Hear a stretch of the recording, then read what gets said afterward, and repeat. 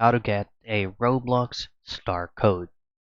Now, the very first thing that you'll have to keep in mind is to make a Video Stars portal account. Now, simply open up any working or preferred web browser on your end, and then just head directly to influencers.roblox.com.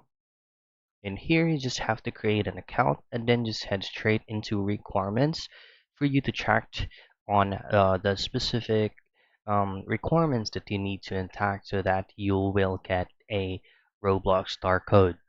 So for a long form content, you need to have at least 100K subscribers with at least 25K views on average across all long form videos over the last 6 months. Now it's gonna go the same with short form content. However, if you're on a live stream content creator, you need to have at least 10,000 followers. Now to generate a star code, these are all the requirements that you need to comply so that you can get your own star code on Roblox. And that's basically it. That is how you get a Roblox star code.